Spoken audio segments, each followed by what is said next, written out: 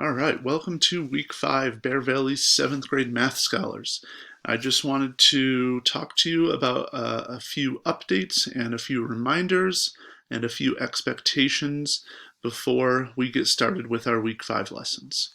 Okay, so number 1, the first thing is that your remote learning assignments, so the independent practice that you do, as well as your exit ticket, will all be a part of your semester 2 grade. So when you complete those, you will start to see that those are going to be changing either for better or for worse your semester 2 overall grade. Okay.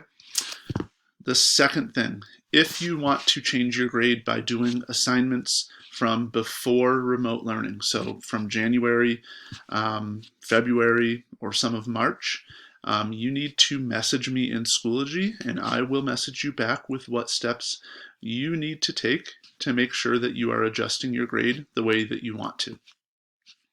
The third thing we're doing differently this week is that your first assignment will be embedded into the video. So normally what you've been doing is watching a mini lesson and then doing independent practice. I'm going to try to embed the questions for your independent practice right into the video for the first one. I'm trying something new, so we'll see how it goes, but just wanted to give you a heads up. All right, number 4, we are starting with solving equations this week. We will continue with that next week as well. This is a super important topic. It is the basics of algebra, so you will be using solving equations in 8th grade, 9th grade, 10th grade, 11th grade, and 12th grade. Super, super important that you understand the basics now so that when it gets harder next year and the year after that, you feel more confident. The last thing I want to talk about is an expectation about the tools that you have at your disposal this week.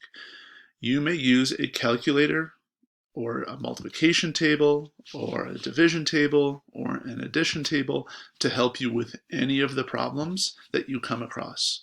Okay, I don't want you to get stuck on not knowing your multiplication facts or not knowing your division facts. So if you don't have a calculator, it's very easy to find one.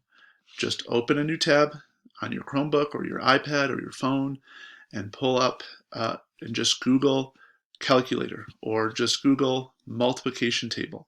And the first thing that's going to pop up is something that you're going to be able to use to help you out. All right, let's go ahead and get started with week 5.